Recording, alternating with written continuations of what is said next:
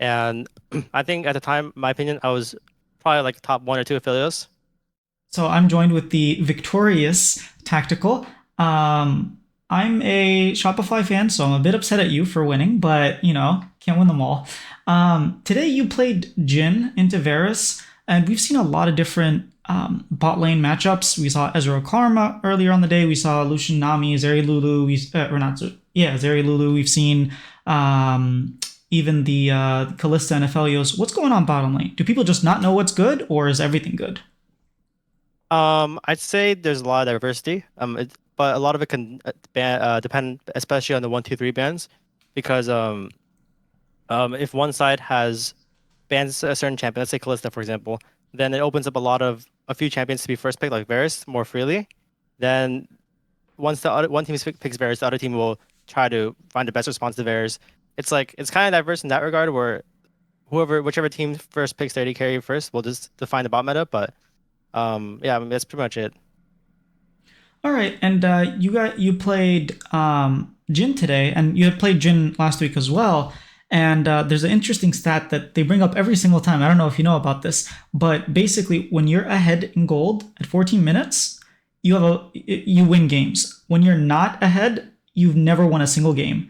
And then today, you were ahead at gold compared to Bivoy at 14 minutes, and you won. Did you know about that? I think I heard about the stat from my teammates or staff last week. But today I didn't know I was ahead actually. It was most likely because my teammates were ahead that led to me getting ahead because this I actually did nothing for the first like 10 minutes of the game. I just joined the fight in the top side and I got a random kill and I guess I was ahead, so we won a big fight, so we won. And you had multiple instances with like a Kali trying to dive in, Nocturne trying to dive on you. How is it playing in these team comps where they have like heavy dive and you're playing a Jin? It's definitely not easy or ideal. There's one team fight I remember on mid when we started hit mid tier two. I think I played the fight poorly. I should have stayed rather than running it towards like the Gnar.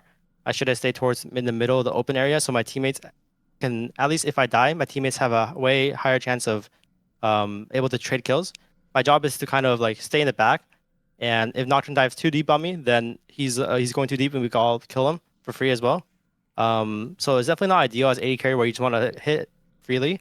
But the truth is, when you're playing AD carry like Jhin, the reality is you have to just stay in the back and play the line where if Nocturne goes in, he's inting. If he's not, or if you're too far up, you're inting. Speaking of that, you used to play on Team Liquid, and you had a very, very good rookie split. I mean, you went to Worlds, you had that quadra kill, and like to save the game when you're playing against TSM, if I'm not mistaken, the lower bracket, and everyone was like singing your praises. And then slowly, it almost seemed like you were getting burnt out. Your form was degrading. People were like, please stop putting him on Tristana because he's more often than not jumping in when he shouldn't be. And then sort of when you left high pressure like teams and started playing on maybe teams that have lesser expectations, like Immortals, like last split you were playing really well. Right now you're playing really well. It seems like you've gotten back into shape.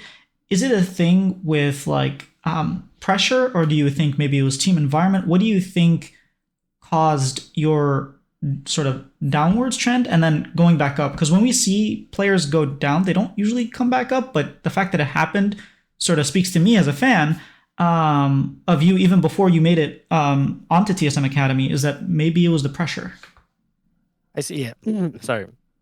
I think one factor is definitely is pressure. Like for example, if you're on Team Liquid or Cloud9, you definitely have like a lot of random fans like pressuring you, or like the more fans you have, the more likely you might have to read like a super toxic message or something like that.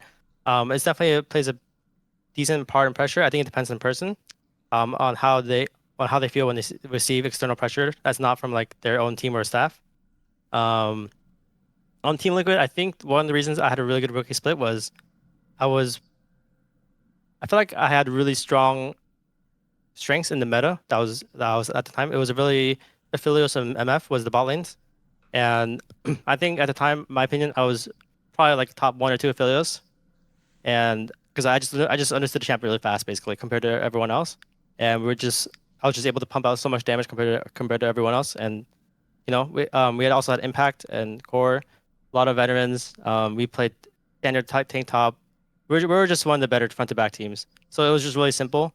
I left Team Liquid, I'd say obviously without as much, I think I didn't have as much veterans, yes, on TSM. Um, I had to learn how to be more independent, I guess, and have more knowledge of myself and try to lead others, like I guess my duo or the team, try to help a team, trying to help win as a team. I think slowly I've improved on that. It's definitely been my weaker part. And that's why probably when I first started Team Good, everyone was veterans literally, and I wasn't. So that's probably played a part as well. Was there any other part of the question I missed? No, I was just wondering how you were able to like dip in performance and then come back up. Oh, right.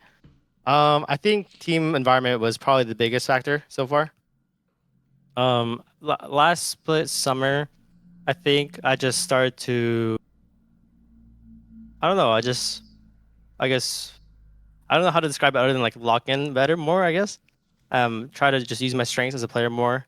Uh, just pick the champs I'm always confident with. Gotta be realistic with how good peop you are with champs and compared to other champs. Um, I guess the biggest difference from this year models and last year models would be the environment and that team mindset. I think this year we have more potential.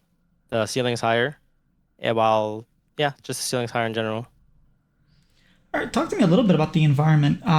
What is it like playing on Immortals, and maybe a little bit more on Sharks as a coach? Because I've heard a lot of good things about him, but he's basically it's him and Joey and maybe one other person, but like there's not that much coaching structure. Yeah, so there's also one big difference from Immortals last year and this year was there was a lot of coaches last year. In my opinion, it was a little much, but this year it's more simple, just head coach, assistant coach, and that's basically it. There's some staff that help with like health and life, like health slash life coaching, stuff like that. Um, I'd say the environment's like pretty fun. I think everyone understands each other. We're on a lot more same page, or it's really easy to get on the same page, partially due to the Sharks as well. Um, I think he's a good coach. He focuses on a few aspects at a time, so we sharpen those aspects. I think it's really good what he's doing, and so far I've liked him as a coach as well. So I guess the previous things you heard about him have been still been ongoing. Congrats on For the you win. too. Thank you. All right, take care. Thank you.